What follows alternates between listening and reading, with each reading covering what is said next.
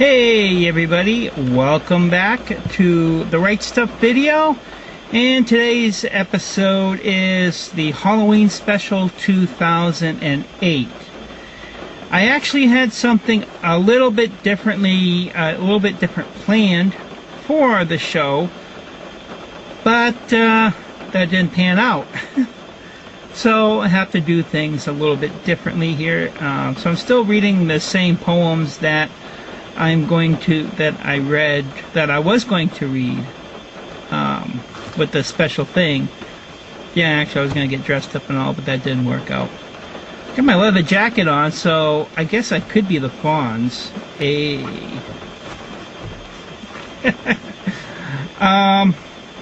Remember that? Happy Days? Oh yes, that's awesome. So I guess I'm going to start it off with Dead Like Me again. It's Dead Like Me again. It's poems from a science fiction show that I used to watch.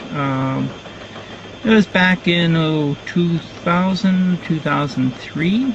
I watched the reruns last year. Awesome show. But you don't need to know the show to actually understand the poem, because poems are, even though we write as poets and writers, write our stuff a certain way, certain things inspire us. When it's actually read or listened to by somebody else, they will get a whole other different type of meanings from it. So, and I also had to change my usual spot where, because I usually go down by the Massabesic Lake to record. I love the scenes, it's inspiring me, so I had to go to the Merrimack River in Manchester. It's still a beautiful spot with the mills, and it's still very inspiring. I don't know if you can see some leaves back there. It's also raining. That's what happens when your plans don't happen. You have to you have to make do, and you have to improvise. And I'm sure we're all doing a little bit of improvise nowadays, with the economic situation. Anyways, here is Dead Like Me again. The toilet seat from space, somewhere high above the heavens, satellites spinning, and space labs orbit around the Earth. Then an explosion, and the shrapnel enters the Earth's atmosphere. Building up speed, the toilet seat you see comes closer, and then at once, no more. Your life's been cut short by this toilet seat from space.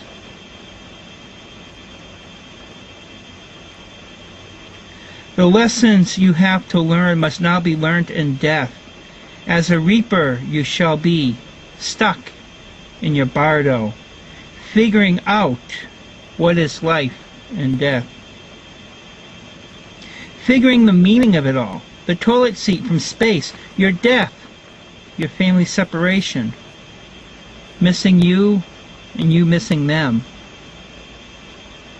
Remembering pieces of a life you've lived in a past, trying to make sense of it all. The toilet seat from space ended your life in the prime, but even as the reaper you are, you've discovered new life, new friendships, as your lessons of life and death. Figuring out a way to go home, to continue the existence. Now, I used a word in that, bardo. Bardo is a Asian word, Asian concept, and it's like spirit world. It's like a spirit world, but it's where your emotional body and even mental body, you're stuck in this situation repeating a certain loop over and over and over and over until you learn the lessons that you're supposed to learn, and then you can actually come out of the bardo. Many of you probably have jobs like that or had jobs like that, and the economic challenges of today, and you get to be able to start over anew. Me too, you know. I was fortunate to start over anew. Still working it out. Hopefully by January things will be smooth. At least for my life. Anyways. And all these poems, no matter the title, have something to do with Halloween and what the true meaning of Halloween is. The next poem is entitled Halloween Night, and I love it. It's just a series of images, and just listen to the images and let the images take you where they will. Halloween Night. The full moon shines down on the dark canopy of color. The black cat prowls among the tall grasses. The crow knows the secret of this time. The car passes on empty streets. Copper lights shine down. A voice comes from big tree. The crow caws. The secret of this time, the spirit world. The door opens on this night, a chance for closure. The full moon shines down on the dark canopy of color. A fog comes out of the graveyard. The veil thins. Two worlds meet. Healing does come for all souls. The crow caws. The secret of this time. Lay down in the dream time. Lay down in the home. Dream time comes. Outside, the full moon shines on crow. The secret of this time is known. And crow is actually a symbol for spiritual law. Crow knows about the spirit.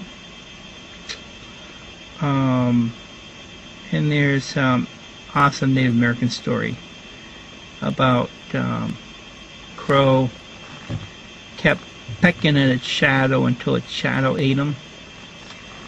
It's an awesome show, awesome story. I love all the Native American stories. If you have a chance to listen to it, do or read it. Probably find it on the internet.